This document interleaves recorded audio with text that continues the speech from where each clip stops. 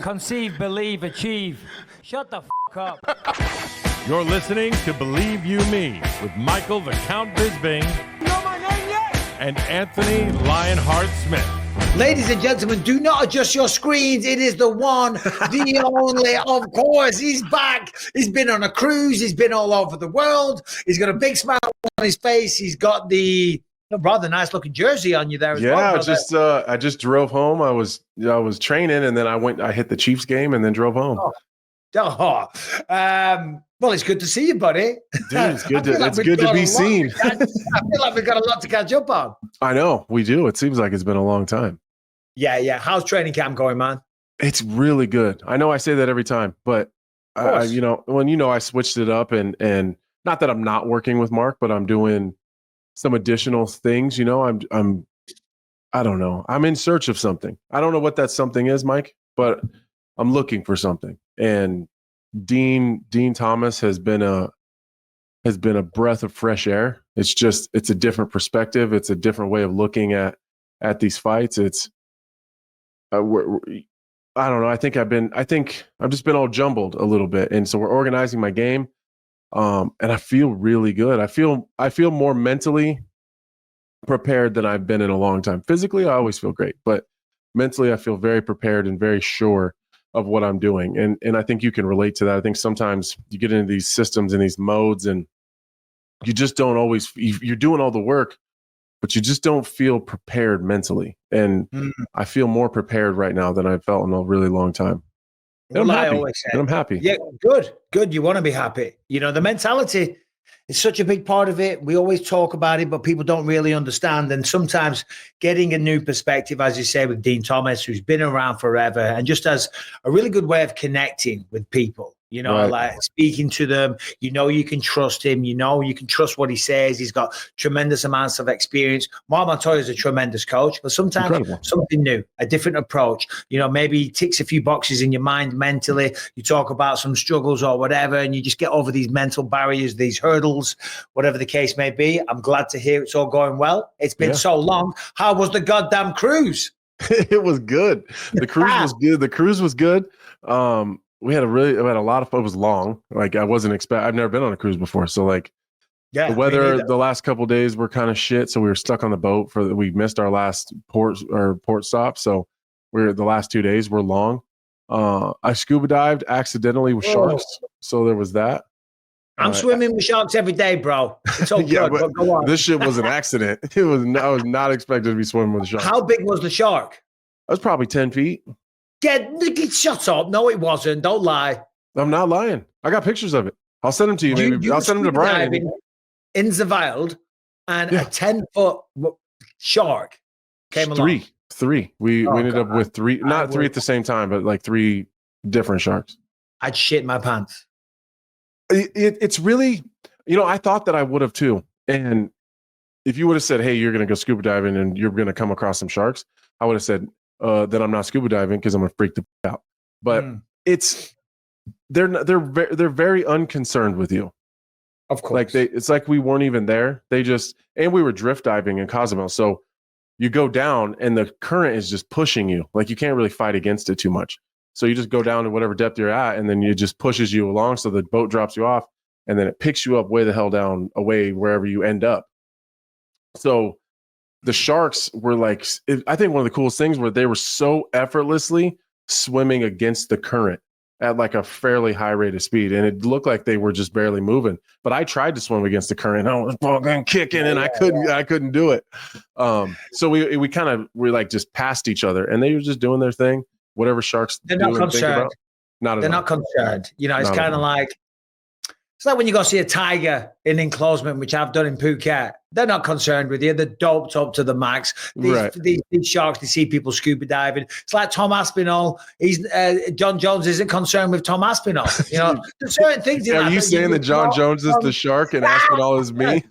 I'm not saying that. I'm not saying he's a little minnow. I'm not saying he's a little tiny bit of bait. But we will talk about that later in the show. We do have a stacked show today, of course. Geez Louise. It's finally here. Excuse me. UFC 309 goes down this weekend. Very excited for that. I'll be in New York. So we're recording this one. You're going to get it at the usual time, but this is Sunday night. I've got a little cheeky beer going on here. Just the first one of the day, helping me with my pain, which I'm still enduring. We've got last night's fights to talk about. We've got the absolute joke and farce of a combat situation going down Friday night with Jake Paul and 58-year-old Mike Tyson. So we'll shit on that a little bit as well. A lot of it, probably. And we got a nice little bit of catching up to do, buddy. So life is good, Anthony? Yeah, things are going really well. Kids are killing it in sports. My 7-year-old started wrestling, so we're deep in wrestling practices. Training. I actually go to New York tomorrow, which would be, I guess, when everyone's watching this, will already be in New York. But because I have to be there anyways, and I don't want to mess up my training, I'm just flying training partners and Dean to New York. So I'm just training in New York. I'm going to be at Longo's with Dean and my training partners, and we're just going to train all week there so that I don't, get in a weird travel rhythm and start messing it up. So I'm doing that. I'm pretty excited about the fights. And there's really nothing crazy going on here. Yeah. Well, nothing new with me other than just still enduring ridiculous neck pain. I had 2 surgeries last week, and I don't want to bang on about it. But it hurt my stomach when you typed out like exactly what they did. And you were talking about the fusion was loose, and I was like, they sliced me open. They pulled the flesh apart to reveal the spine. The fusion was loose. They did a bone graft. They inserted some wedges. They re-drilled the screws, tightened all that up, and then way up above it, there was like some bone spurs. They drilled them off. There was a bunch of cysts growing all over it and some like slimy fluid and stuff. So they cleaned all that up. The nerve, the exit hole was all kind of compressed and caved in. So they opened that up a little bit, stitched me back up, and it's 2 weeks later, and I still don't have any relief whatsoever. Obviously, I can move my neck a little bit. The swelling was crazy. My neck was like out here for a bit. So I've been living in an ice machine ever since I've had the surgery. First thing I did in my life was yesterday. I went and commentated. Other than that, I've been vertical, lying down, and a podcast, of course, because, come on. Ain't no big guys. I can sit on my ass and talk a bit of crap. Where did this all start? Yeah, and I know you don't like talking about it because you feel like you're going on about yourself, but I'm genuinely curious. When did the neck issue start? Yeah, I remember it clear as day. I took somebody down in training. I picked them up doing a double leg takedown because I can wrestle, you bitches. Picked them up, and then when I finished the takedown, my head connected first. So I had 2 body weights, mine and my opponent or training partner, and I hit the canvas or the mat with my head, and then straight away, the stinger, that sensation. Yeah. But this one was insane.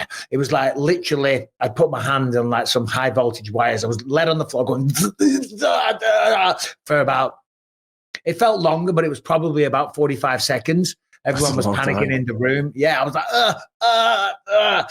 And anyway, whatever. And then after that, I had a fusion in 2018. That was 2013. They wanted to operate then, but people on this podcast have probably heard me talking about this a lot. But I'm still in absolutely agonizing neck pain, and I don't think this surgery is going to do it, to be honest. And I've been kind of losing hope a little bit. It's been hard. You stay positive. I went and commentated yesterday. It was great because it gave me something to focus on. Because otherwise, I'm just sitting at home in pain. Do you know what I mean? What else are you going to think about? Yeah, there's nothing to do. Yeah, there's nothing else you can do is just sit there and focus on it. It's like you're focused in on what's going on with it. And I remember mine's obviously nowhere close to as bad as yours, but I got a pending surgery at some point in time. We're going to have to get it fixed. But I remember the exact moment it happened too. I was fighting Elvis Mutapchik in the Palms, like maybe 2016. And he was kind of running from me a little bit. And I went to throw a nasty elbow at him on the fence. And I threw it so hard, I passed by the whole front of my body, and I ran head first into the fence, and it kinked my neck. And I remember it was like not a stinger, but not as obviously as bad as yours. But that's like when it started, and it's just kind of progressively gotten worse since then. And I'm smiling because I was just thinking about something there. Because like the way I'm at now, because I used to work out every day. I haven't worked out. I haven't done anything. Do you know what I mean? You're consistent with that. That's one of the hardest things. I'm not working out. I've gone skinny as hell. Do you know what I mean? I'm losing muscle. I'm lying down. It's shit, man. It's pretty depressing, but whatever. Who cares? But the UFC are fantastic, obviously, and they're very supportive. And I went there last night, and they told everybody don't touch him Because like I'm terrified right now. Like I'm going to New York. I'm going to be in New York for a week. Right. It's a rowdy city. And like when I commentate, people grabbing you by the neck. Come here. Yeah, get your hands off me. Do you know what I mean? Strangers do that shit to me. They did it today. No. Someone just come and just grab you and pull you. Like, get the off of me. Like, I won't say his name. He's a very nice guy, and we all know him. A fighter for the UFC. He got a win recently, and he was so pumped. In the Apex, he's sitting there with your back to everyone. He walks past and grabs hold of me, and I was like, "Oh, I want to kill you." Mm-hmm. So like they said, is there anything we can do? I said, just try and make sure like nobody in the crowd or whatever grabs me. Dude, it was so funny because who was Eric Nixick and Sean Strickland cornering last night? Oh. Who was it? Hold on, I've got the fight card here. And Harrington, if you remember, jump in. It was one of the, who was it? Oh, it was somebody, Mansour Abdel Malik. Mm-hmm. Keep an eye on that name, by the way. Made his UFC debut last night. That guy's a knockout artist. Anyway, when I walked in, Eric Nixick and Sean Strickland start taking the piss. Straight, oh, don't touch him, don't touch him. Oh. I'm like, what do you mean? He said, don't worry, bro, we're not going to touch you. And I'm like, what do you mean? He said, they came around. Whatever you do, don't touch Bisping. Okay, just keep your hands to yourself. Bless him. Strickland's like, don't worry, bro, I'm going to leave you alone. I'm okay. I'm terrified in New York. Some crazy bastard comes up and grabs hold of me. I know. And there's nothing you can do about it because you're too Oh, baby, I still got it. He's like, I'll throw hands. Well, I thought about this recently. I did. I'm like, because I'm vulnerable right now. A bit. You know? Oh, there's not a bit. Just sitting here hurts. I need to lie down. I'm very vulnerable, but I was like, we should do this. We should do this episode with you laying in bed. I did the fighting meetings in bed last week on Wednesday. I was laid in bed, and halfway through it, Rebecca's hands just came into the shot. Hold on. Kind of just like that into the screen. And he was readjusting my pillows. And Laura Sanko was like, oh my God, this is ridiculous. Anyway, I was thinking about this. Like someone comes over and has a go. Bam, bam, bam, bam, bam. I'll do that. And then I'll just be on the floor dying myself, you know? So. Well, I'll be there with you. I'll pick you back up. Will you protect me? Yeah, of course. Absolutely. What a guy. What a sweetheart of a man. Anyway, should we talk about those fights last night? We have waffled on for quite some time there. Main event. Carlos Prates. I love this guy. 4 fights in 2024. 4 wins, 4 knockouts. Gradually increasing the difficulty level of the opposition. Won on the contender as well. He's cool as hell. He's an amazing striker. Had over 100 Muay Thai fights.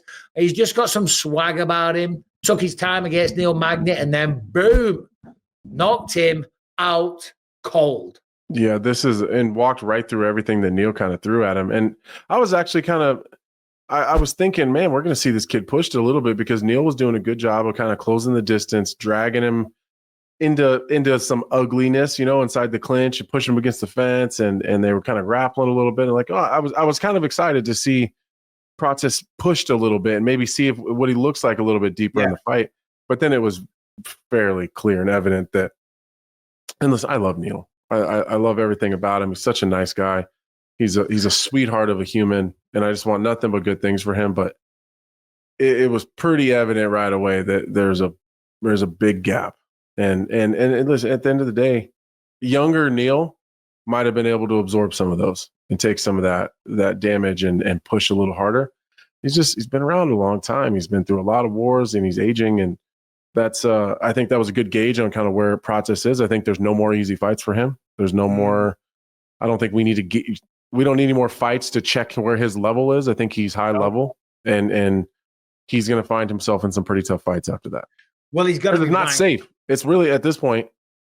He's had a couple pretty tough fights. Like his last 2 were pretty tough guys, and he kind of dispatched them pretty easily. So at this point, Leach is tough, and we have to start protecting other people too.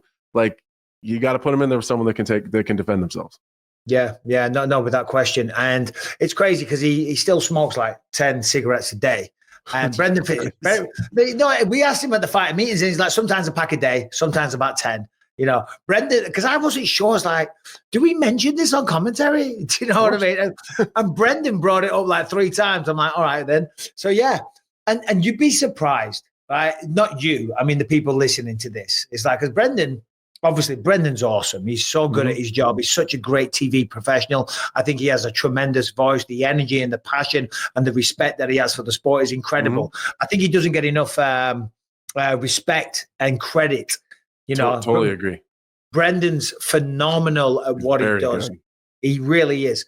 But I think a lot of people don't understand. Because as we say in England, I've smoked the odd bifter here and there. You know, I've smoked the odd bifter. I remember I was champion of the world, and I was at the Christmas party for WME. They just bought it, so they wheeled out a couple of champions. Thank you, Rebecca. And I'm at the Christmas party, and I've had a couple. So I went outside and I bummed a smoke off someone. Do you know what I mean? And I'm sitting there having a cheeky cigarette. And I go in and Dana comes over and says, "You enjoyed that cigarette?" And he's like, "Bro, we brought you here as a world champion." And you're outside smoking cigarettes. You're outside smoking it up. I'm like, "Oh, shit. He did it really. I'm joking." Yeah. But I don't think Brendan realizes, like, fighters, you know what I mean? We're fighters. It doesn't really. Yeah, I mean, I was a smoker at one point. Yeah. Yeah. And honestly, I still really enjoy the smell of cigarettes at times. Like that first initial light when someone lights one, I'm always like, that's. Yeah. And then after that, it smells like shit. But that very first initial one, I don't mind. It's good. It gives me a quick head rush, and then after that, I start to feel nauseous. Yeah, a quick buzz. And anyway, Carlos Prates, he's phenomenal. I could not be a bigger fan of this dude. He's a mummy's boy. He loves his mum. He was talking about that on the feature. Just got a bright future for him. I would love to see him against Michael Morales. Yeah, that's a good pick. See, sometimes they don't do that, though. They're going to burn two contenders. That's exactly what I was going to say. One, for sure. Morales, undefeated, looks just as hot of a prospect, almost as hot of a prospect. So, yeah. But anyway, whatever. Well done to him. What did you think of Reinier de Ridder? So I caught the end of that. That's the guy that came over from ONE, right?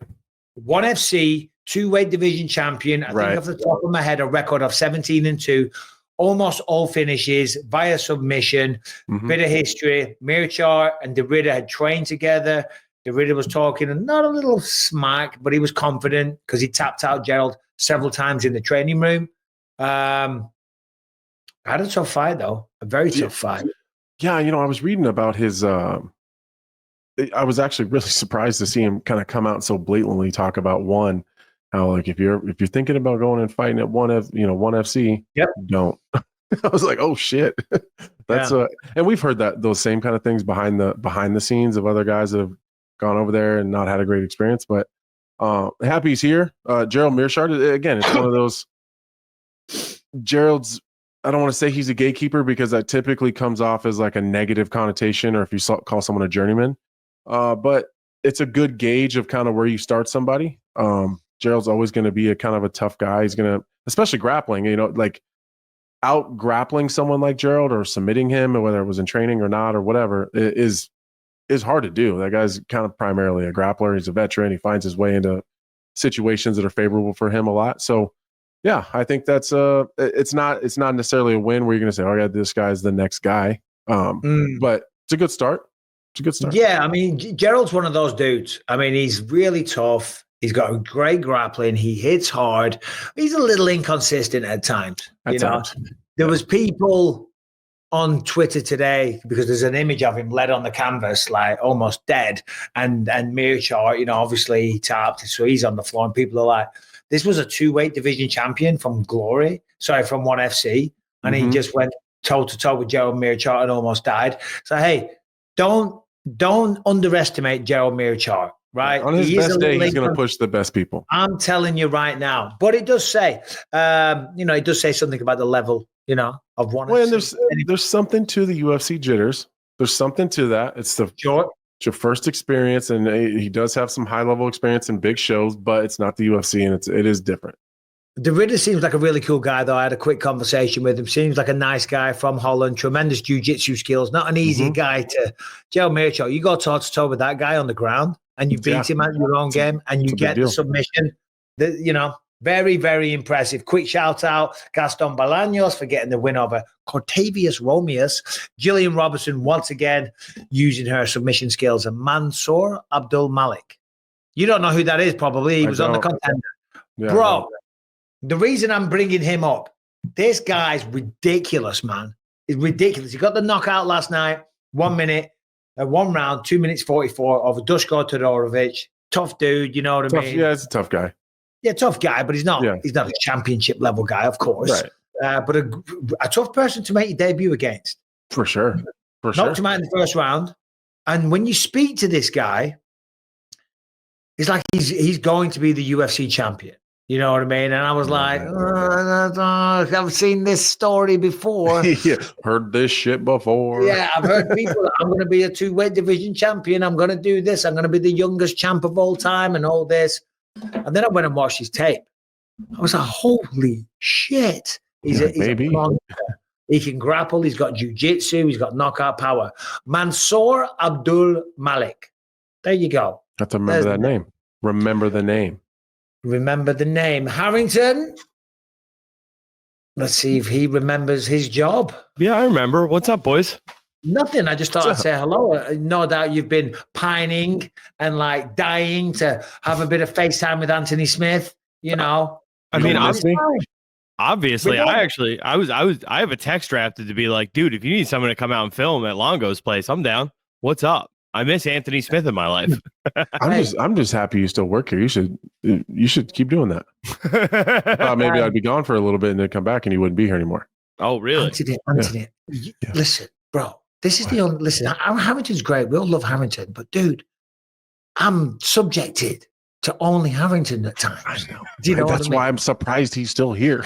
Jesus Christ. You've been stuck with him for a minute. I've got a bad neck. Right, I'm going through a lot of shit, and then I've got to deal with 90 minutes of Harrington. It's a lot. Please, Anthony, come on. For me, for the believers. For you guys, only for you guys, not for Harrington.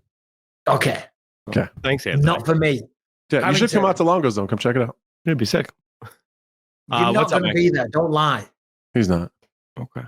I was planning on it, but yeah, what can I help you with, Mr. Bisping? Nothing. I just brought you on for a chin wag. For a little chat, you know, making a threesome to give you a bit of respect, to bring you on the show. You're a part of the show. Have you got anything to bring, anything to add? You know, any news? What's going on in the world of mixed martial arts? I don't know if you're aware of this, but you've kind of got a role as a producer at the Believe You Me podcast. You might have had it since about 2015, I want to say. Something like that. Use a bit of initiative, bro. Well, so I have good things in the world of MMA and the world of non-MMA. So I wanted to see what you wanted to go with first, what you were interested in. That's kind of what I was getting at. Yeah, it's okay. I'm only teasing Harrington. You're good. I'll tee this one up. Thank you very much, brother. Obviously, UFC 309. We've been waiting a long time for this one. Jon Jones, Stipe. We know all the story. We know the backstory. We know the Tom Aspinall stuff. Last week, Jon Jones did an interview with Kevin Iole, and he's kind of doubled down on this since with a few other people, and says that if, and it's a big if, by the way, and we'll get to that later, predictions, if he beats Stipe, then he's not really interested in fighting Tom Aspinall, and he would prefer a fight with Alex Periera. What do you think about that? I don't believe that for a second. I do partially believe the retirement talks, though. But if he fights again, I think it'll be, if he wins, like you said, it's a big if. If he wins, I think, if he wins and he fights again, I think it'll be Tom. I do. But I think he's negotiating. I think he's preparing Dana for the deep check in his pockets. I think because Dana came out and said, yeah, they'll probably both retire, likely.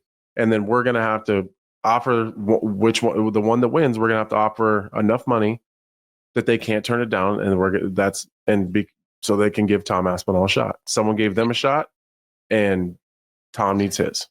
So but that's what he said, though. That's what Jon said. He said he doesn't want to give him the opportunities. Like, why should I allow him to make a name off me?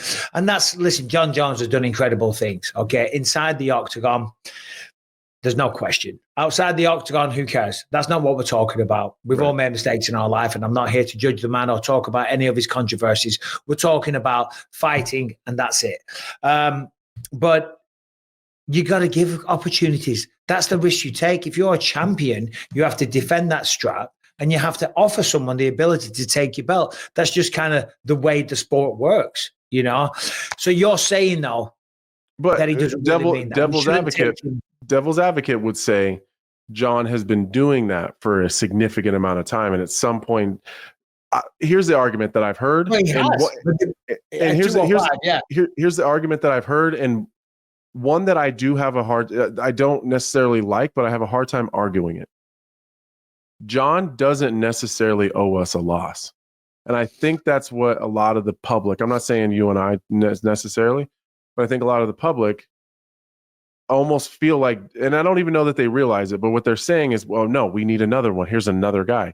There's always going to be another guy. So if you're Jon, that's what you're thinking. There's always going to be the next guy. So I beat Aspinall, then it's going to be another guy that comes after that they're going to talk about, which is how his whole career has been. There's always another guy that they think is the guy.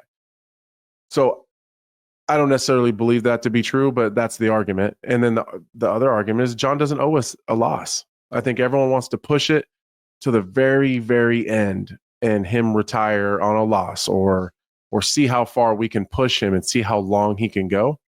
At some point in time, the dude does deserve to be left alone and just retire. Correct. You're absolutely right. And I wouldn't disagree with that. However, there's a dude that's the interim champ. You know what I mean?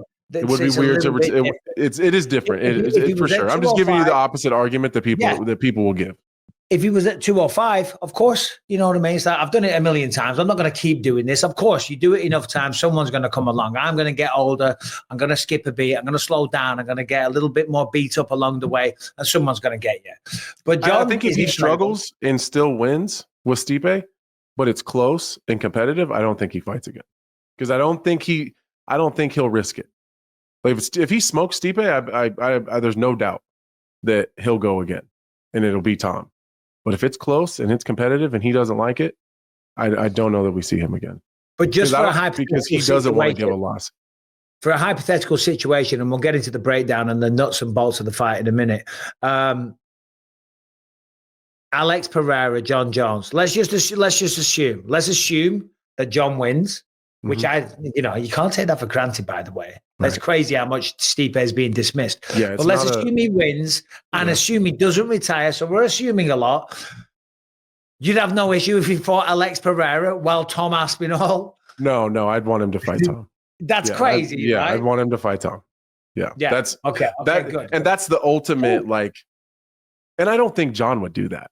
I think he's playing games. That's what Jon does. You can't believe anything that he says because Jon doesn't do much media. And when he does do media, it's very purposeful. Like he's playing a game. He's not being like, I think when I do interviews, I just give you my genuine reaction and answer your question the best to my ability. But Jon he's navigating through something. He's very calculated for sure. He's calculated. He's smart. He knows what he's doing. He's methodical with his career. And you're probably right. He probably is negotiating, playing a little bit of mind games with Tom Aspinall. Yes. You got to think when Tom saw that, because I bet his head exploded. I sent it to him straight away. And I was like, Tom, you're such a dick. I know. And I think Tom's joining us later on this show, by the way. I am such a dick. And he was like, what's he playing at? But Tom's one of those guys. He's very in control. But Jon is a genius. He is a genius and he knows what he's doing. So it could be a play. It could be a negotiation. It could be being real. It could be not just giving an F-U-C-K. I'm like, bro, I've done this for so long. I've been at this level. You know what I mean? There is that side to it as well. When you just keep, how many belts has he got at home? 15 16, something like that. World championships, gigantic paydays, one after the other. He hasn't got anything to prove to himself or to anyone.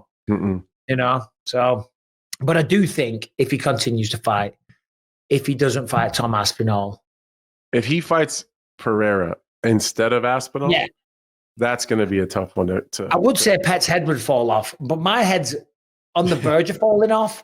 You know what I mean? So I'll go with mine. My head will fall off. Yeah, he wouldn't be able to come back from that. That'd be the ultimate. That'd be tough. Right. UFC 309 goes down.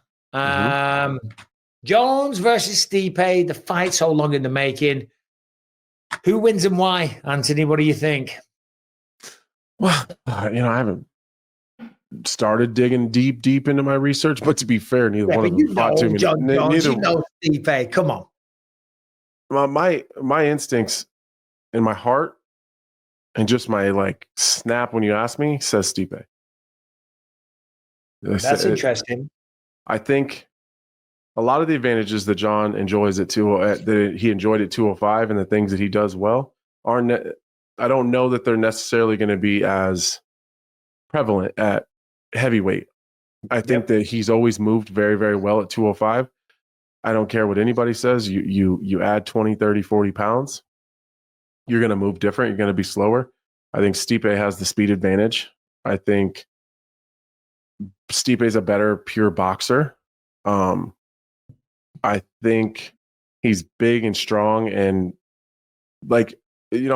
preparing for this week and the fights, I did this thing with ESPN where I actually sat down and watched the fight with a reporter, my fight with Jon, and talked about kind of the stuff that was going on in my head and how I was feeling and the things he was doing. And he's so magical in there. But a lot of the things that he did to me, he's not going to be able to do to Stipe. Kind of held me up against the fence and bullied me because he was so much bigger and stronger and just better in the clinch in that position than me. I don't think he can do that with Stipe. When Jon gets uncomfortable, he gets closer. He always has. He does very well fighting at range. But when he doesn't like that range or it's not going exactly the way that he wants it to, it doesn't necessarily mean it's going bad. It's just maybe not the way he wants it to. His instincts will always bring him closer. That's where he's safe. That's where he feels safer. I don't know that that's always the best place to be in there with a guy. With Cyril Gane, of course, that's the place to be with Cyril Gane. That's a given. That's where you're going to be more. That's where everybody's going to be more. Yeah, they're going to be more successful there. I don't know that that's the case with Stipe. He's a great wrestler in his own right. He's good in the clinch. He's powerful with the short shots. Jon's not the typical doubles and singles guy. He's just not. I think that they both have a lot of things that they have to combat, but I just feel like Stipe doesn't do a lot. He reminds me of Jan Blachowicz a little bit. He's very simple and basic. There's not a lot of flash and flair, but the things that he does do, he's very good at. And so he doesn't leave a lot of opportunities to make mistakes. Guys like DC and Francis had opportunities to hurt him because they have big power in their hands. I'm not saying that I'm not meaning this in a negative, but Jon doesn't have that kind of power. I know for a fact he doesn't. He doesn't have that kind of power. We've never seen Jon with a one-punch knockout. With the way he beats people, he kind of beats them down. He gets on top. Right. He uses his elbows, maybe knees, clinches, elbows. It comes down to the wrestling, though. It comes down to the wrestling. But he does not have one-punch knockout power. Okay, and a lot of the time you're kind of either born with that, you have it or you don't. Jon doesn't have that. He has a tremendous amount of other attributes. I'm on some bloody new nerve medication. My God, I can feel it. I tell you that. It's making me a little bit disorientated. But Stipe does have one-punch knockout power. Stipe could knock him out. You better take over. I'm telling you, this nerve medication. I'm starting to feel a little bit lightheaded right now. My God. Yeah, I mean, Stipe could put Jon out in one shot. I don't know that Jon could do that to Stipe. I think it comes down to the wrestling, though. I believe in my heart of hearts, if Jon wants to be successful or is going to be successful, he has got to mix in takedowns. He's got to mix in the level changes. He's got to do something that's going to stop Stipe from just walking him down, walking forward, and closing that distance. And will he do that? I would suspect that that's probably his game plan. Will he get takedowns? Probably. At some point he'll get one. But there's a lot of talk as well about, Stipe being old. Of course. He's 42. Okay. He's a heavyweight though. Look at Evander Holyfield. Look at what some of these older fighters have been able to do. And he's had 3.5 years off. Let's talk about miles though. Who's got the more miles? How many 5-round title fights has Jon been in and trained in? or train yeah, for. but there's that. But the 3.5 years away, I believe, will be a blessing for Stipe.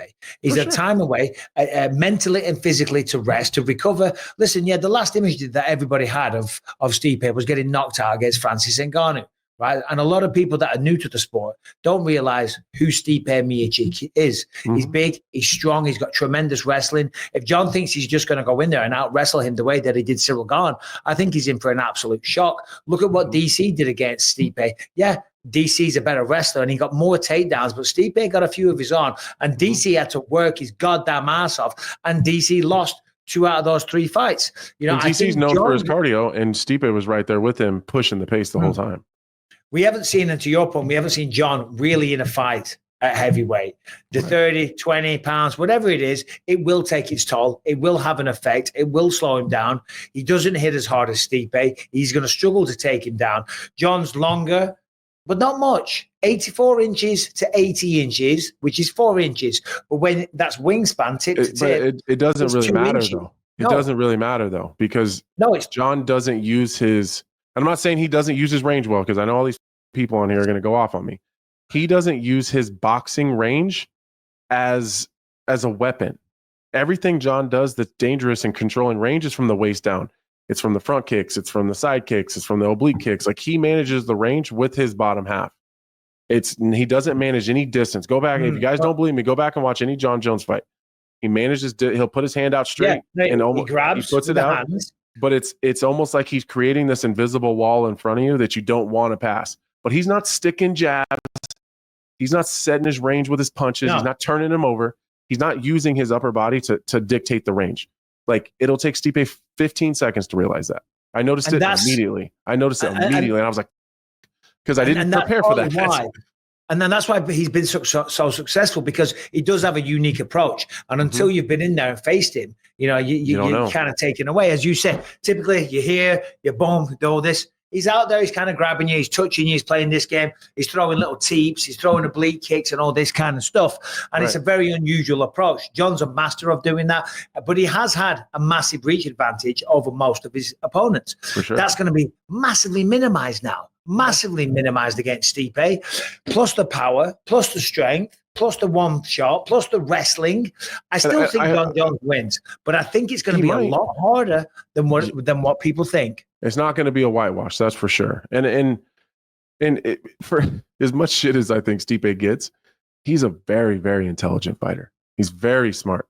Like, you don't always sound like. What are you talking about in terms of shit? What kind of shit are you talking about? Because he just him and Volante are just a couple bros out there, But yeah, he's very, very smart. He makes adjustments very well in real time. I'm not saying he's Jon Jones level fight IQ, but he's not far off. You don't become the greatest heavyweight of all time, one of the most dangerous divisions in the entire world, versus some of the most dangerous guys that have ever been in the heavyweight division. If you're not smart. And I just think that Jon's going to have to bring something new, though, and I don't doubt that he will, but he has to, because there's so much tape on him. There's like you kind of know what you're getting yourself into with Jon. Now, has he been the best in the world at it? No one's been able to stop it so far, yeah. But at some point in time, that won't be the case. We've talked about that with Amanda Nunes and Chris Cyborg and GSP, and at some point in time, that will end. They will, like, at some point in time, Jon Jones won't be the Jon Jones that we know. Is that going to be the next time we see him? I don't know. But at some point in time, he's aging. He's not a young man anymore. He's not the youngest UFC champion right now. I just can't see. I mean, Jon is fast, he's tricky, he's good, he's got unique entries and all the rest of it. He's crafty, he comes with a good game plan. We know all of this. I still can't really see a world. And yeah, we've seen him training with the likes of Gordon Ryan and some of the best wrestlers as well. And that's fantastic. But still, when it comes down to it, I just can't see a world where Jon Jones goes out there and he's bossing Stipe around the octagon like easily, like he did against Cyril Gahn. I just can't see that. And granted, I couldn't see Ilia Topuria knocking out Max Holloway either. And that happened, right? It happened. But I just don't think it's going to go down like that. I think Stipe is going to be there the entire fight. And I think he's going to really push him. And we could see a world where Jon starts to get tired because of that extra 20 pounds, right? That has an effect. And if it gets a difference. And the one-punch power that Stipe has as well. Knocked out Verdum going backwards. Junior Dos Santos. Alistair Overeem. I mean, the list it changes the way that, and it changes the way that Jon has to approach the fight himself. It's one thing to wade into range at 205 versus me, who you're significantly larger than, and have this advantage. You can wade in, close the distance, grab onto him, and then drag him down or whatever you want to do. Stipe does. I don't have Stipe type of power. You can get away with that. With me, but like that's gonna change. He's not gonna be as comfortable to just start reaching and grabbing hands and trying to close the distance. It changes his approach. It has to. Yeah, I talked about this last week. Because it will be different when you're there, and then bang, Stipe drills him with the hardest right hand. That first time is different. He's ever felt in his life. Because you know what that's like in a fight, Anthony. When we've got, I know what it's like versus Stipe. yeah. And you know what it's like versus Jon Jones. Right. So go on. Which one would you rather take? A right hand of Jones or a right hand of Stipe? That's an easy question. I'll take them all versus Jon. That's the difference. Yeah. One scares me and one doesn't. That's how I look at it. And one of them is significantly better than the other one. And I don't think there's any secrets there. Jon is he's a better, more well-rounded. He has more tools than Stipe I will say does. This, though. But one of them scares the fuck out of me and one doesn't. Yeah, of course. Jon's crafty. He comes with a game plan. He's taller. He's longer. He's quicker. He's slicker. He's just got a wider arsenal. There's more weapons. Yeah, the knees and the elbows. He has a massive advantage with that kind of stuff.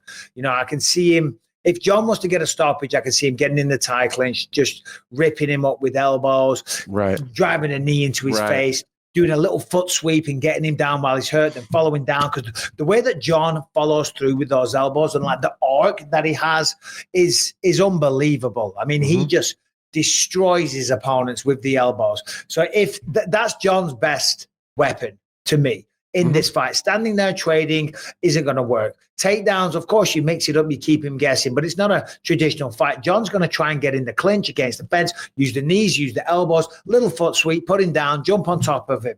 That makes it sound easy. It ain't going to be easy, mate, when Stipe is going right hand, left hook, going to the body. You down the pipe. It's different. Like it'll be different when Jon feels the power of the first. It's different. And I've been in there with. Excuse me, I squeaked there for a second. I've been in there with training and fighting with some of the biggest, the heaviest hitters. I've trained with with heavy hitters. There's just a few people that stand out that are different, and Stipe is at the top of that list. It is. Different. I was on the phone to two doctors earlier today because I got prescribed some nerve medication. Yeah, I haven't taken it, so I took it, and then I had one beer. I'm like, we're doing the show. It's like almost 7:00 at night here. I'm like, well, it's Sunday night. I'll have a beer. Jeez Louise. When I was talking before, then the room was kind of spinning. Jesus Christ! I had to take a little. I'm good now. Yeah, no, I'm good. Just for a moment. I was like, geez Louise, just no more of the beer, no more of that. Harrington, should we do a non-MMA story? Before we get into Michael Chandler, Charles Oliveira. I have a great one. I sent it over. It was not in the original email. It was the additional one that I sent over, but I think you both are really going to like this one. Go ahead. I haven't seen it. I haven't either. So there was a forest fire in New Jersey, of all places. Love that. You're very familiar with it. It's great. I love that. Good. Mm-hmm. Yeah, nice. Let's celebrate this. Good. Yeah, this is all good news. Good news. So the guy who started the forest fire started about 4 days ago. Like I said, burnt up about 330 acres of land and people's homes, et cetera. Like it was a massive fire. The guy who started the fire was at a shooting club in New Jersey. So he was legally shooting guns, but the ammo he was shooting had a magnesium tracer on it that is illegal in the state of New Jersey. So when that shot off from the bullet, it hit some brush. That's what started the fire. Because it's illegal to shoot those, this guy is being charged with arson for 330 acres of burnt up land. Wow. I shot a tracer round at a wild hog one time in the middle of the night. It was awesome. So tell me what a tracer round is, because I don't know.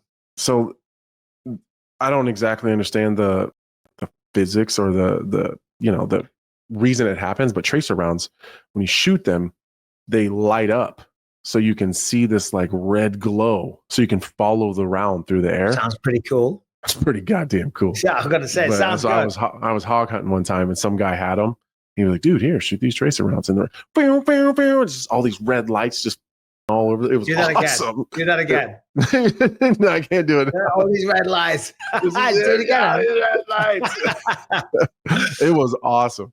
But it makes sense that it would, if you got a bunch of dry trees and brush, and it makes sense that they would. I kind of feel for the guy though. I mean, it's terrible. And yeah, I never considered that.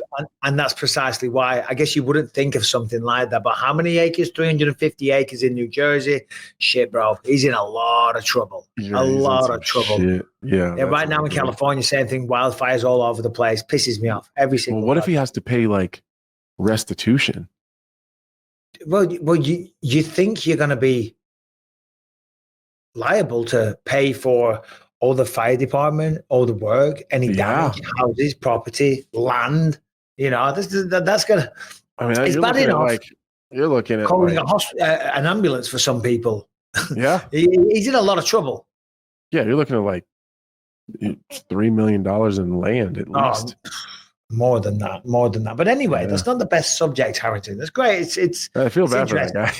I feel bad for the guy, but don't use the tracer rounds if that's what they say. Yeah. Oh dear. Anyway, Michael Chandler, as we know, will be stepping back in there this weekend. I was going to say next weekend. Michael Chandler has had 2 and a bit years away from the octagon. He's also 38 or 39 years old. Yeah. Going up against Charles Oliveira. The first fight was phenomenal. Back and forth action. They both had a lot of success. Charles is great. Chandler's very entertaining and takes a lot of risks. That's why we love him. But the man's got to get a win. And I feel like we might see him come into this one and fight a little bit smarter because he's got to get a win. Because he's got to make up for the time away. You don't think so? Not a chance. You don't think there's a world where he's like, I've just got to get this. I'm just going to go in, use the boxing, pick him up, slam him. You're right. No, I think, okay. I'm with you on part of it. I think he'll think he's going to do that. But yeah. I think I talked about this a long time ago when he fought Dustin Poirier. I was, it was in Salt Lake City, maybe. I was sitting there right behind Rogan, and no, it was an MSG. You're right, Harry. It was MSG, and he just came out right hand. Right. So when he fought Poirier, I was right behind Rogan, and I was like, "This is going to be an amazing fight. He's going to fight smart. He tried. I was close enough where I can see him. I can hear his coaches. I can hear the corner work through the broadcasts. I'm like listening to the things with Dean. And you can see he's having this internal battle where he knows that like I was just really successful with the wrestling, but like this devil on the other shoulder is like, just go for broke. and he can't help it. He's trying. I used to think that he was trying to be exciting, and he's not. It's just who he is in here, and he can't help it. Yeah. As he tried, he would kind of go and pull back and go and pull back, and you can tell he just says, I gotta go. He can't help it. He can't change it. When Michael Chandler fought, I'm just looking at it here, 268 against Justin Gaethje, right? Madison Square Garden, once again. That was crazy. Was the craziest fight. I'm telling you, Madison Square Garden was popping. The noise was insane, right? And it was a wild fight. Fight of the year, one of the best fights you'll ever see. And I felt so sorry for Shane Burgos and Billy Quarantillo because they put on an amazing fight. That was a great fight, too. The crowd was just like, speaking of cigarettes, they needed a smoke break. They're like, we can only give you so much. Do you know what I mean? We're fresh out of excitement here. We just need to take 5 minutes here, guys. Yeah, Billy Q, Shane Burgos, you're going at it, but we can't do it. And that's Michael Chandler. And that's what I love about this guy. And then against Charles Oliveira, who's never in a boring fight. Of course, he won the first one, ground and pound, I believe. How do you see this one? What's your prediction? Man, I think Oliveira looked really good, even in a loss to Arman Tsarukyan. And I think that's kind of the tip of the spear. I think that Charles is still right there at the top, and he seems to have gotten better. I still favor Oliveira, but I wouldn't be surprised to see Chandler get a finish. Yeah, it's just one of those, isn't it? You know, it's you can make an argument either way. The reality is a fight like this, we don't know what's going to happen until I know. You never know in any mixed martial arts. You can argue that they both won in the last fight. It was just a tale of two fights. Oliveira kind of getting smoked a little bit and then finishing in the next round. For Chandler, though, I just feel like there's got to be, you know, a little bit of torment to himself, a little bit of potential. Now, I don't know all the situation. I don't know how he was financially compensated. You know, maybe he was, maybe he wasn't. Let's hope he was. Yeah, no, the UFC are really good. They take care of everyone. You know that, Anthony, and I know that. So I'm assuming, but we don't know that. I'm imagining he did. 2 years ago, though, you know, so I'm just saying there's going to be like an internal fire there, a bit of anger, a bit of regret, you know, and this is all great motivation to get you out of bed and go train, to whoop someone's ass. You know what I mean? And I just, that's what I'm afraid of. He's going to be so motivated to just go off. And we betray him as fans because we start cheering for him, and it gets a little bit heated in there, and it starts getting loud, and you can feel the building shake a little bit with the anticipation. And you got Oliveira over there with his all just that mean, nasty face and big back tattoo and his blonde hair. And he's like, you know, something crazy is about to happen. So we just keep encouraging it, and we just keep digging at Chandler. Just go, just do it. Just step into the fire a little bit. Just throw, just go, bro. and then he goes, and it's this crazy thing.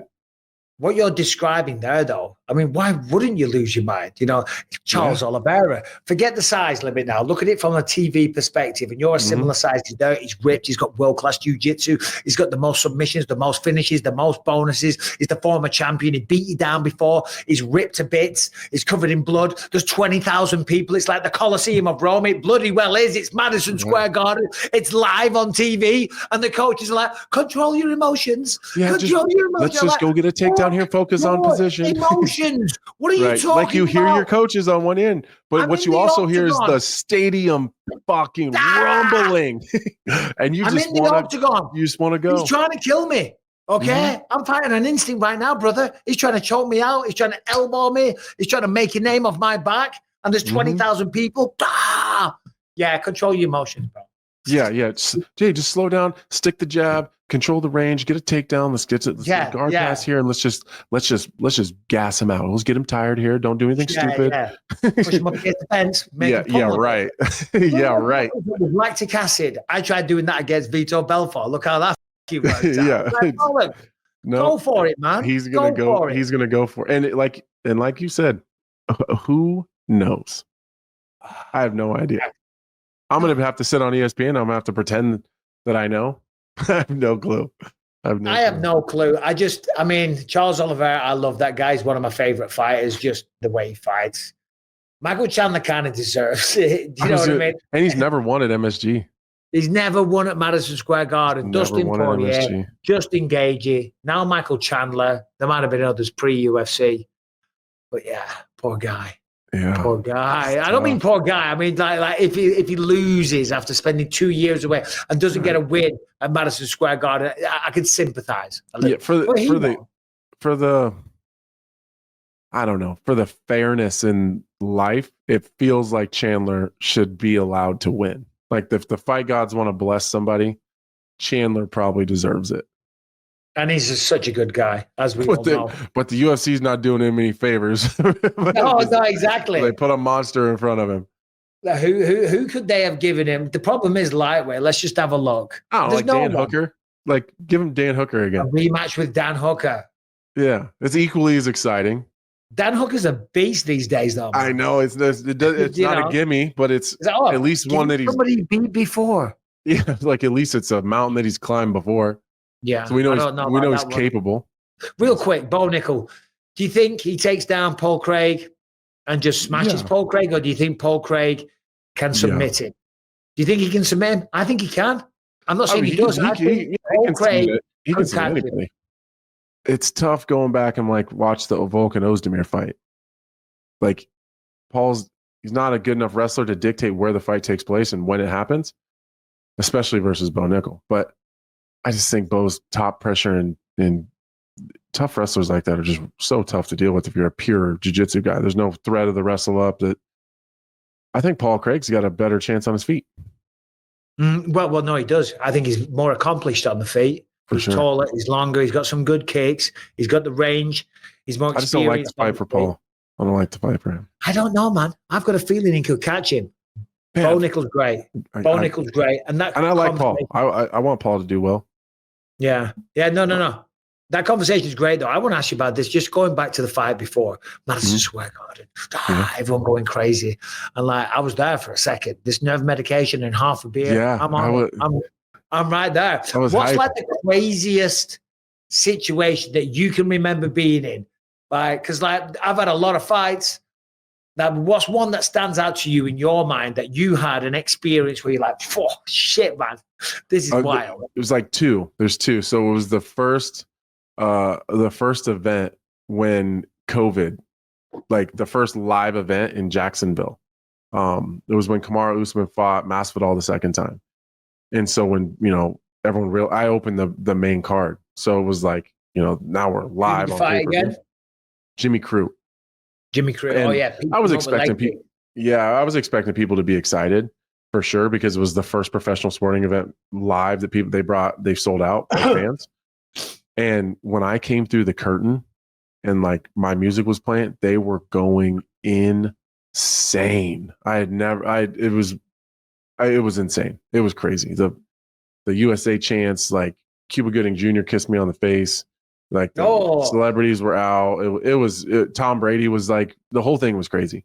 But then also when you were there in Singapore when I fought Span, you remember when the doctor came in and everyone thought she was going to stop the fight because my eye was swelled up so bad, and I just like pushed her hand away and walked away, and then just like drew the crowd in, and they went absolutely crazy because they didn't stop the fight. That was a fun one too. Yeah, no, it's great. Like when I fought Anderson Silva at the end of round 3 and I went down and like, no, the fight's still on. And then the roar from the crowd. That's the shit that makes it hard to retire. That's what people talk about. That's what people don't realize. Why is this guy coming back? Why is Mike Tyson coming back at 58 years old? Well, there's a few reasons. Yeah, okay, he thinks he can probably beat Jake Paul. He's going to get paid, I don't know, a shit ton of money. We know that. But 58, something to train for, get in shape, have one last round, have another go, remind the world. And plus he's Mike Tyson. He thinks he can still do it. He thinks he's still got it in him. He doesn't give a fuck about watching Jake Paul and studying the tape. It's like, hold on a minute. I'm Mike Tyson. Yeah, right. I'm Michael Bisping. I'm Anthony Smith or whoever it is. It's like, this is who I am.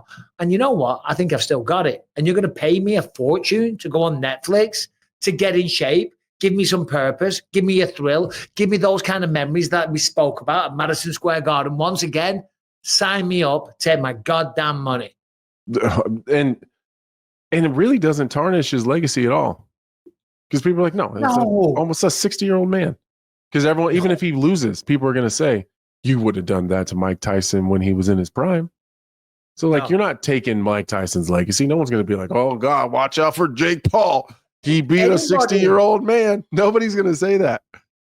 Anybody that does go, bro, Jake Paul beat Mike Tyson. Right. I will struggle to not slap them in the face. Right. You didn't beat the real Mike Tyson, even if you do win. And you might not win.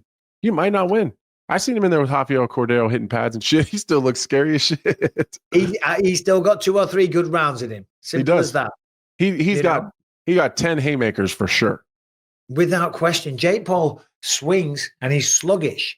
Mike Tyson's going to get on the inside, and for 2 rounds, maybe 3, granted, then he's going to slow down. You never know, he might surprise us. But I would expect at the start, Mike Tyson is going to go all out like a maniac, and he's going to get tired and he's going to get gassed. Either he knocks Jake Paul out in 1 round, which we might see. We have never seen, no one's ever experienced, very few people going up against Mike Tyson. No one that remembers it. That's for sure. 58, great. I get it. I know it. And we can shit on Jake Paul all day long, right? Of course. And we will. Right? And we will. And we should. And he deserves it. And it'll be great. I would love it if he knocked him out. It'd be If he so just funny. flatlines Jake Paul. Oh, God. Oh, man. How do you show your face after that? I don't know, but we're never going to let him live it down. We'll start every show with. You remember that time 2 weeks ago when Mike Tyson knocked out Jake Paul? Okay, I just want to remind everybody. So I just found a video of Jake Paul gifting Mike Tyson a pigeon, and then Tyson telling him what he's going to do with it. Okay, let's have a look.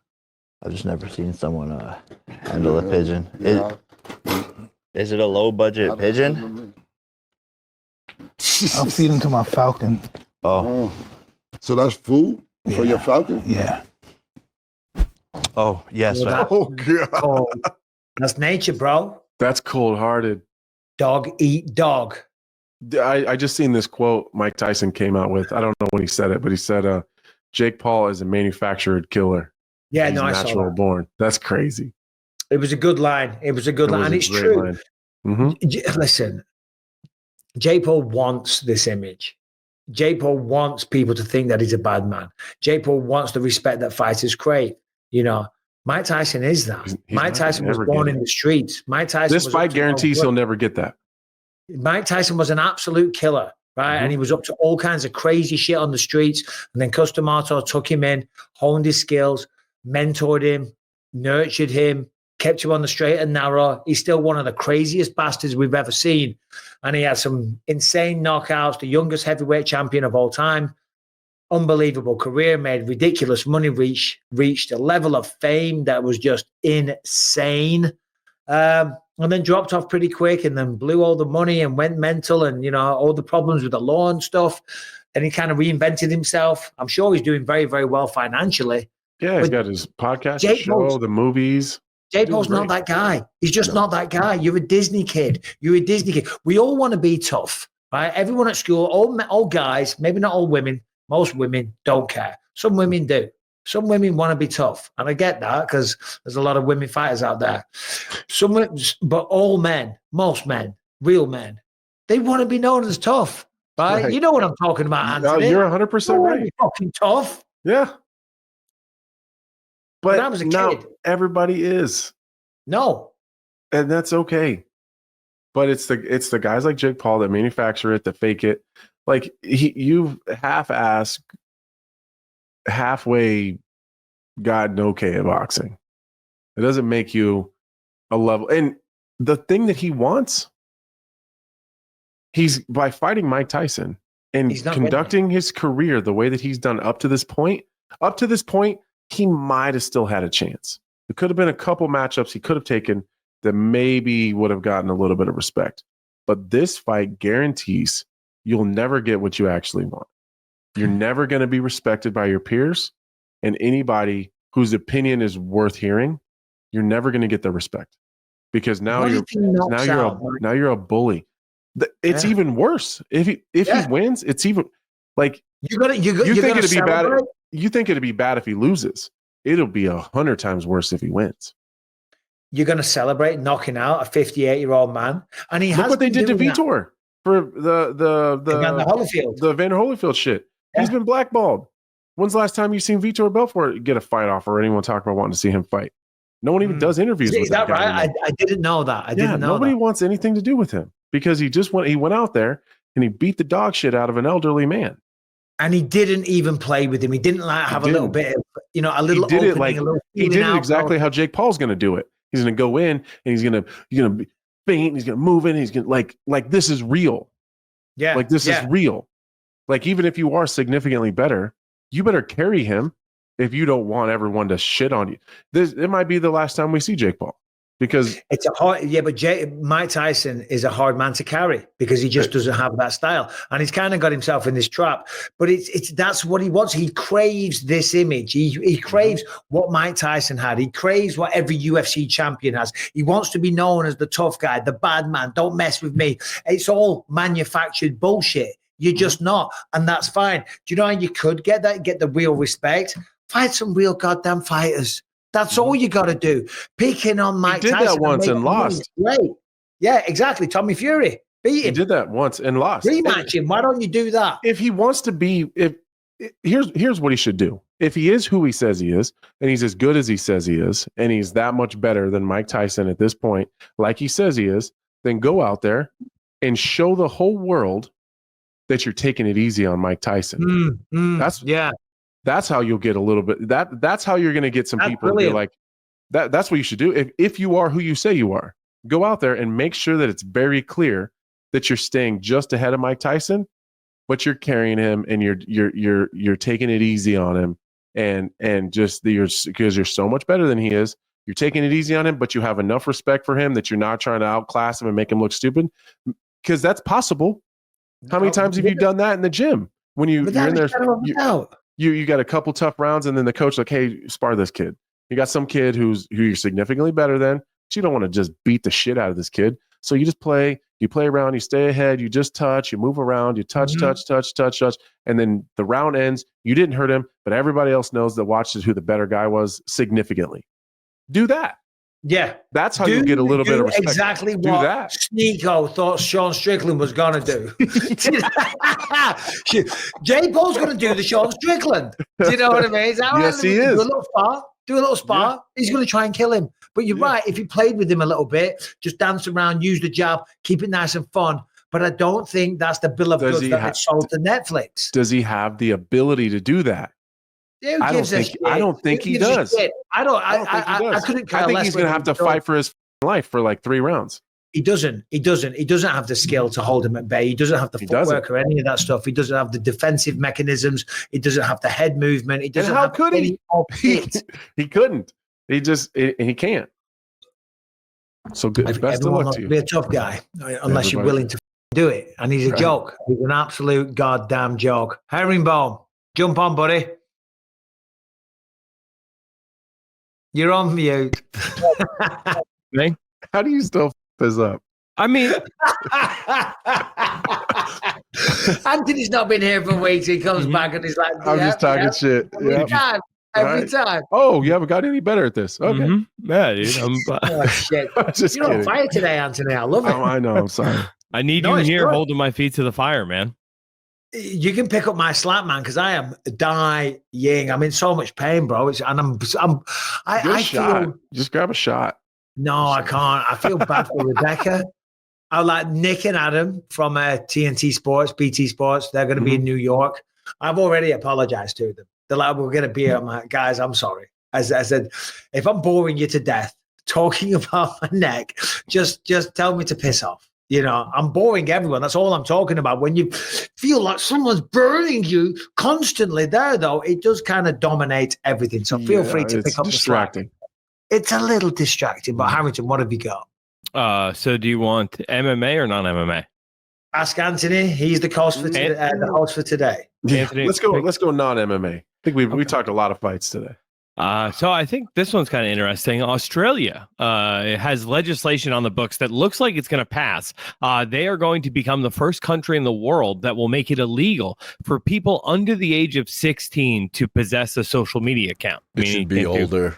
Twitter, Instagram, anything like that, up until the age of 16 in Australia. I don't hate that. I don't think I hate that. I think so. My daughter, we yesterday, proposed this thing to my wife, and I like had this whole plan that she thought was going to work. Was it ended with her getting Snapchat? And it was like a hard Snapchat. Really? Do people, Brian? Do people still Snapchat a lot? The kids be Snapchat. Lucas! Let's get Lucas down here. Yeah. They're still Snapchatters. So I keep like my finger on the pulse with this kind of thing for, investment reasons. And Snap is the highest growing one with the younger generation. Yeah. They love Snap. Harrington's got his finger on the pulse, with the investments and the stocks and the trades. And they're called stomps, Michael. Okay. Jeez, I monitor this for my Wall Street buddies, and I can take a close look at this. Just to keep the everyone. reason I put this in the notes, Anthony, is because you've got 4 daughters, of course. So I'm sure you'd have an opinion. Yeah, I like that because and I'm seeing it now with these middle school kids and my daughter's friends. Not so much her because she has no social media, but like a lot of her friends do, and there's drama and this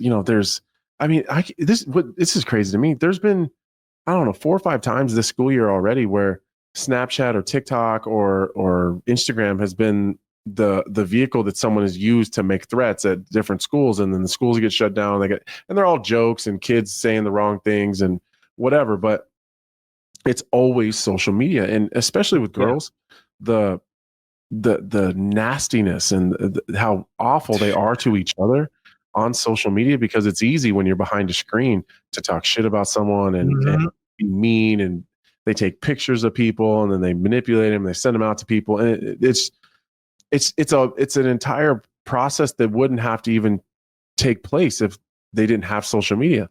Like if they were forced to just regularly text and have actual interactions in person, I think they'd all be a lot happier, and there wouldn't be as much self-consciousness and self-doubt and self-hate and all the things that happen with teenage girls. And I'm just talking specifically because I have them. No. Listen, I've got a daughter, and I feel exactly the same way. And here's Lucas about to walk in here right now. Lucas, come here. I want to ask you. Come here. Oh, you could have done your hair. Say hi to Anthony. Come down. What's going on? Right. How are you? In Australia, and welcome to the Believe You Me podcast. Get down here. Come down here. Show you live. There we go. Australia, they have banned all social media for kids. Have they? They have. What would be your response if we banned social media? I never told them we were doing this, by the way. Because you spend too much time on your phone. Way too much. Do your kids? Oh, yeah, for sure. I hate it. I'm about to yell at mine. I hate it. I'm on it. I'm not on it an unbelievable amount of time. I see other people, they have like 12 hours on there. All right, go on. Get out of it. Get out of it. Crazy. I would say. All right. Go on. Just get out of here. Yeah. The thing is, because anytime he's at home, if he's not doing something, he's on his phone. He's looking at his phone. And I'm just as bad. So I can't. For sure. I'm not judging him. I'm not judging anyone. It's what everybody does. And I think that by just outlawing it until you're 16 is a great way to just avoid that. Never mind everything you said. Never mind all the nastiness. Never mind all the self-imaging stuff. Never mind feeling that you're not good enough and being envious of other people's lives and going on vacations and wearing nice shoes and all that kind of shit, because there's so much of that. But just allow them to be goddamn present, to be present in the room and enjoying life. And head up. With your friends. At lunchtime, you're kicking a ball around or doing whatever the it is, as opposed to sitting there looking at your phone and showing each other different memes and stuff, which is great, which is funny. And I've seen some good ones, but they got a lot of time for that. Hey, do all your friends got Snapchat? Come over here and say hi. Yeah, please. Get over here. We're live. Get down here, fool. Get down here. Get down here. Hello. Hey, will you put your face on there? There we go. All right. So in Australia. Oh, here. Hold on. Headphones. Gotta get the headphones in. How are you? Hi. Nice to meet you. In Australia, they're proposing this law, and they're going to make it illegal for people under 16 to have any social media. How do you feel about that? I don't want to live in Australia. I don't want to live in Australia. What is your screen time a day? Yeah, be honest. She said 4 hours. That's a lie. You're lying. What is it really? 4 hours. No way. 2 hours on TikTok and 4 hours. And then I think that's else. What's your screen time, Anthony? I don't even know how to look at it. Yeah, I'm not sure of that either. Get away from me. Hold on. Yeah, it's lovely to see you. Let's look it up real quick. I'll just search How do you do it? time. Is that how you do it? Mm-hmm. Right there. Just search screen time. How do you look at it? How do you do that? Right. Screen time. Show me. How do you do it? I'm nervous. Bro, mine's bearing in mind. Oh. Look at this. Oh, mine's turned off. Well, this is great. Yeah, this is. What is it? Bad, but I just had neck surgery, and I've just been talking about how I'm just led horizontally most of the time. Right. My daily average. Well, how much is it? 10 hours, 37 minutes. 10 hours? Mine's never been 10 hours. You're a liar. Yeah, okay. But I just had surgery in my defense. He's been laying. Get out of here. Don't you? It's bedtime. Get out of here. Beat it, nerd. Beat it, nerd. I will. That's it. Give him a good slappy. I'm serious. Quit it. Get out of here. I'm serious. We're making hard hitting content here. Hard. Fuck out of here.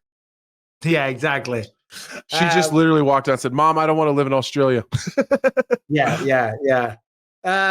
Sorry, which daughter was that, Anthony? That's my oldest, Raya. What's her name? Araya. Araya. How old is she? She just turned 13. Wow. Yeah. 13 is going to be a tough age, man. Yeah, it's already getting there. With social media as well. My daughter, when she was like 15, 16, man, everything changed. Everything changed. I guess I did lie. I said she had no social media. She has TikTok, but she can't post, and she just watches the videos. So it's like the kid TikTok. It's actually really smart. But my daughter was like so nice and like daddy's little girl holding hands, sitting on knees. Then obviously they grow out of that, she's still great, and then all of a sudden she gets to high school, she's getting brought home by the police. She's doing all kinds of shit. She's, I'm not going to go into too many details, but she wasn't bad. She just hanging out with some girls that were like, all right, one time some girl smashed a car window, and everyone got arrested. But this neighbor watched and said that Elliot did nothing, did nothing at all. They told that to police.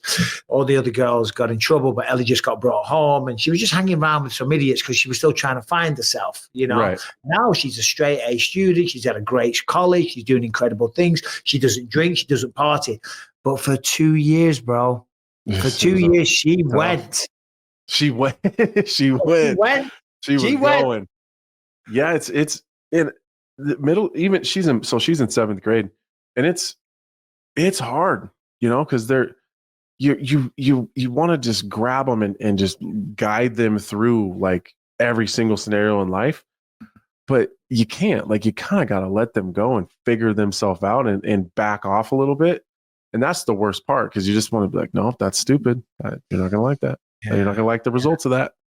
But you have to let them do it a little bit. It's letting them spread their wings and become their own people is an amazing thing to see, but it's also terrifying. Especially when you because we all think we know what's correct. Yeah. I'm like, that's the wrong move. That's the wrong move. Don't do that. That's wrong. Yeah. That's wrong. Dad, you're an idiot. Shut up. I'm like, no, don't do that. Like, this isn't the late 80s anymore. Yeah. Anyway, whatever. Parenting advice from two professional fighters is what everybody wants. Let's have a look real quick. Hold on. What have we got, Harrington?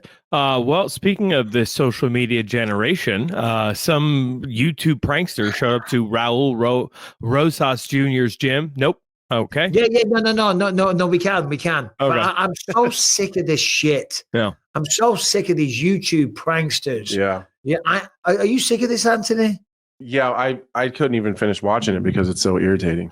I mean, I think this kid went a little further than normal. And but it's all scripted bullshit. I really enjoyed the part where he was in the back talking to his producer and being like, this dude's going to f me up. Please don't make me go back out there. That's all part of it. It's all bullshit. Scripted. It's all nonsense. It's all bullshit. And we're supposed to buy it like absolute idiots. Oh my God. Whoa, what's this guy doing? There's nothing original about it. Raul Rosas, right? Fair play to him. Yeah, of course, he'll kick your ass. He fights in the UFC. But he's all in on it. It's bullshit. Yeah. It's all scripted. I hate it. It's annoying. Play it, Brian. Let's have a look for everyone else watching this who hasn't seen it, so they've got a little bit of context on it. And I guess it'll burn 2 minutes. Well, I can sit here and just stretch my neck for a second. Can you move my boy? Because I'm using this one, homie. I find it kind of disrespectful that you're using my treadmill. Why are you being disrespectful, homie? I'm not being disrespectful. I'm telling you this is my treadmill, homie, and I want you to move. There's just no way. No way. And your friend moved Rosas? Bro, he got fight. Don't f it up, bro, please. Playing, right? Man, wait. Just mute it, Brian. Just mute the video because it's so irritating, because you're absolutely right. I mean, there's just no way the world that somebody would even do that. It's such a stupid, hey, get off my treadmill. Move off my treadmill. It's insane, Oh, look at that fake ass punch. I was in Bulgaria once when I was filming there 2 years ago, and I was lifting weights. Mm-hmm. And to be fair, that kind of situation did happen.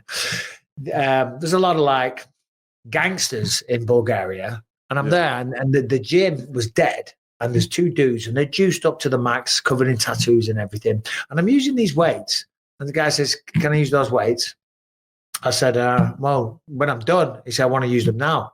I said, well, I'm using them now. Anyway, then I put them down, and then I was using like a bench or something, and he wanted to use that bench. And I could see, I was lifting weights, I could see him through the mirror. They were kind of sketching me out and stuff, and I don't know if they knew I was in the UFC or whatever, so I'm there filming a movie, I'm by myself. Last thing I want to do is get into a fight. I mean, I'll go around and find out, but I'm like, right, I'll go over to the other side of the gym. You know what I mean? And I do that, and then they come over to my side of the gym again. I was like, oh, and anyway. Now we're at a crossroads because the real you was like, I'm going to shit out of both these guys. Yeah. And the smart you was like, that's probably a bad idea in Bulgaria. Yeah, probably. Yeah, you're like, which one's going to win? yeah. Harrington, give us a topic. So what do you think then? I've lost the fight card. Paul Craig, Bo Nickal, give us a winner, Anthony, real quick. You think Bo Nickal pieces him up? I don't know if he pieces him up. I think he gets a takedown and just smothers him. That's what I mean. Just like has his way. Yeah, probably. Yeah, probably. I hope not. Just my own very clear biases. I'm rooting for Paul Craig, and I can't help it. Yeah, hey, fair play. Paul Craig's the man. As is Bo Nickal. Jake Paul gets knocked out. I think so. Even if I thought otherwise, that's what I'm going to say, anyways. Stipe Miocic beats Jon Jones. Yeah, I'm leaning Stipe. It's big. It's I don't know. It's a big. Have you seen the odds? What are they? Oh my God, I don't know about now. Brian and Harrington, just look up the odds, please. Last week, Jon Jones was a -600 favorite. What? -600, and I think Stipe was +440. Something like insane. That. Yeah, I'm seeing here Jon Jones -700 on DraftKings, Caesars, and FanDuel. So the three big ones. So what is Stipe though? What is he? You're getting 5-1 back on Stipe. 5-1. 5-1. That's worth a lot. I mean, listen, I'm not advocating gambling. Yeah, but this is not financial advice. I'll tell you, financial advice. If you can afford it, it's worth it. Put a couple of grand on Stipe. If you've got that sitting around 5-1, it's not a bad shout. It's not at all. I'd take that bet. Well, yeah, for sure. Yeah, that's crazy. What's the other fight on the main card? Maurizio Ruffi, James Yontop. Maurizio Ruffi, James Yontop. Yontop's a good striker. He's pretty exciting. Ruffi is exciting. Well, I haven't got the record in front of me now, but they're both really. If I looked him up, let's just have a quick. Ruffi 10-1. He's also in the Fighting Nerds. Yeah, I know Ruffi. Yeah. The other guy I don't know. The Fighting Nerds, man. They are killing. Yeah, that's That's crazy. Yeah, it's different. Yeah, they're doing good stuff. Oh, Weidman and Anders. Chris Weidman and Anders. That's on the prelims. Yeah. You been training with Weidman? No, I haven't trained with him in a long time. It's been a while. I thought you would have trained with him for this camp. No. No, I was going to, but things changed and I went to Arizona instead and trained. But, which was a lot of fun too. Do you know Javier Torres? I know who you mean. I've never trained with him. I don't really know him, but I know who he's really good coach. Really good coach. Got a really good team too. Wrestling guy, right? No, he's a jiu-jitsu guy. Yeah. Oh, okay. Is that the lab? No, he is in Arizona though. But he's got it. It's called Ultimate Combat Center. Called Ultimate Combat Center. Okay. Yeah, with a K. What's the how many weeks away from the fight now, Anthony, for you? What's the date today? Just under a month. How's the weight? Like 220, 225. Easy. Yeah. I'm light. Yeah, I'm in shape. I feel good. What do you think about Dominick Reyes now? You've been training for him. I don't expect you to give anything away on a podcast, but have you seen some things, some tendencies, some things that are going to work for you? Opportunities? Yeah, definitely. He's fairly, he's got a style. Like he does the same things. He usually doesn't deviate too far. He's easy to game plan for. It's at least, I'm not saying he's easy to fight, but it's at least easy to acknowledge the things that he does do and doesn't do. So he makes that part easier to deal with. I think Dean is one of the best in the world at understanding patterns and kind of breaking guys down like that. So yeah, that part of it's been really fun for me. You know what? Actually, something new that I've done now that I didn't used to do. I'm watching more film on my opponent. Really? You never did that? That's Mm-mm. crazy. Never. You never watched tape? Never. Not on my own opponents. Yeah, I used to watch it. You can do too much. For example, I learned this because I used to study all my opponents, look for tendencies and all that crap. Then when I coached The Ultimate Fighter against Dan Henderson the first time, it was about a year between fights. And I knew I was fighting Dan Henderson because, we filmed the show, then the show's going to air and all the rest of it. And I was watching his fights and watching his fights. And then come fight night, I felt like a little pussy. And afterwards, it's like, well, I'm not surprised. All I've done for the final year is watch highlights of him knocking people out. And then the next minute, when we talked about Madison Square Garden, it's Mandalay Bay. It's UFC 100, the biggest event the world's ever seen, and you're in there. And for the last year, I've just seen this guy knocking everybody out. And I was like, oh. No, you become a spectator. Then after that, I was like, nah, I'm never doing that again. I'll watch them. When I first find out who the opponent is, get an idea, watch a couple of fights. After that, leave it to my coaches. Yeah, I've always let my coaches do it almost solely. But Dean is actually the one who I don't just watch the highlights and I don't watch the fight beginning to end. What they do, they give this program where they cut certain parts of the fight. We're like, all right, here's this thing. And they want me to see it, and then they're like doing these like telestrations on the program. So I'm like, watch this, pause it. Here's where this is going to go. Then the races. Dean's doing this. Yeah. So he's doing like little break, actually stopping it and like doing a little stuff. Yeah. Like full on telestrations. So I'm not actually watching the whole fight. I'm just watching the pertinent information of what they want me to see, and then I don't have to watch any. But before, I would have been totally against that. Like, no, I don't want to see it. I'll trust you, and then I'll see it in person. But now it seems to be more helpful. Yeah, for the most part, I guess in those kind of situations, you've seen most things. I guess those telestrations or whatever, if there was a certain way they would stand up or give up an opportunity to take the back or whatever the case may be, open to a certain sweep. But I don't think Dominick Reyes is necessarily the most complicated guy to approach in that regard. No, right? He's not super dynamic. And then by that, I'm not saying he's not good. He's just not crazy dynamic. So it's fairly straightforward. But it's nice that I can see it. So I know what I'm looking for. And then when I see a similar thing in training with my training partners that we brought in to kind of emulate that, they do it because now they've seen the telestrations. And so now I know what I'm looking for. And then I can see it. Yeah. So like that's something new that we've never really done before. I'm excited for you, buddy. I'm excited for you. So we'll wrap this one up in just a second. It is a big fight card this weekend. Let's get the opinion of Harrington and Bryan. What do you think, boys? Give us your quick prediction before we get to some questions and let Anthony get out of here and myself get out of here. You get out of here. My neck is absolutely killing. The room is spinning. Who wins this weekend, Harrington? I mean, it's so tough until I see it to bet against Jon Jones. Like I thought it was going to be Thiago Santos. I thought it was going to be Anthony Smith. I thought it was going to be Dominick. Like go on down the list. So many people I thought were going to be the one to take out Jon Jones. And finally, after enough, I just said, this is it. Until I see him lose, I'm not going to believe Jon Jones can lose in the octagon. So as tasty as 5-1 is, I got to see it to believe it. I'm still going to throw $50 down on Stipe just in case. Yeah. Well, $50, that makes it nice and fun. You get $250 back, and if you lose it, so what? Okay, you had a bit of a flutter. I hear what you're saying, Harrington, of course, and I don't disregard Jon Jones one little bit. I think what he's achieved in this sport is phenomenal. I just think Stipe is being overlooked. I think people are underestimating the threat.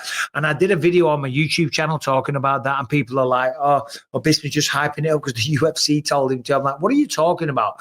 A lot of you people don't know, just as everything we said before that Anthony said, what we all went through, this is Stipe goddamn Miocic we're talking about. Yeah, the last memory that you see of him is getting knocked out, and it was a bad one with the leg bent back. So what? We've all been there. We've all been knocked out. You learn from that shit. You take time. He also did that to one of the best heavyweight boxers to ever exist. The same guy that did that to Stipe. So it's not like Stipe is the only one that he's ever knocked out. No, exactly. And he's knocked out plenty of people as well. So I think he's being overlooked. But I do think, my prediction, I think Jones probably wins. Yeah. Brian? That's fair. I'd like Stipe to win, but how do you bet against Jon Jones? It's hard. Yeah. It's very hard. Yeah. Yep. All right.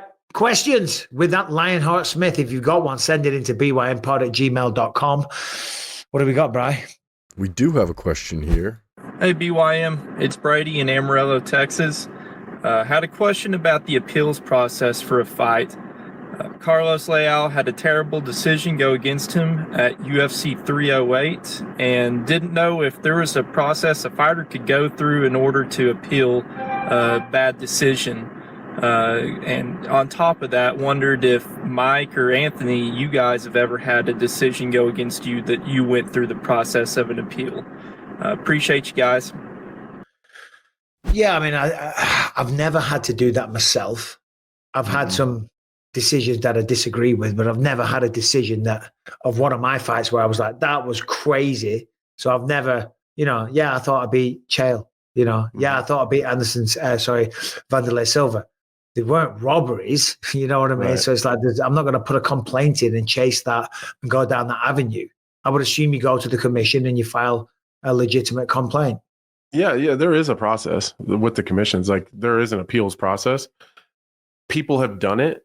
I only know of one scenario where there's been a fight has been overturned, but it wasn't even a decision.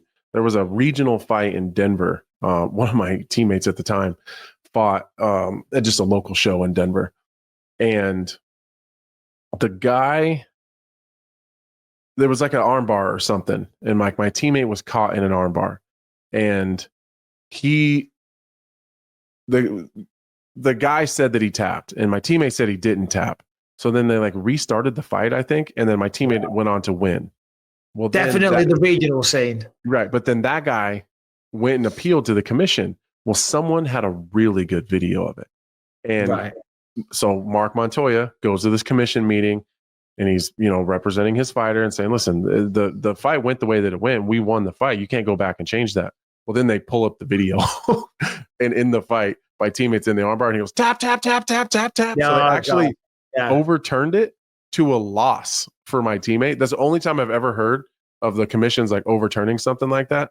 That's not a drug test failure. Obviously, those get overturned to no contest or whatever. But people have done it, and it never goes, because once you start opening up that can of worms, then everybody's going to start appealing their decisions.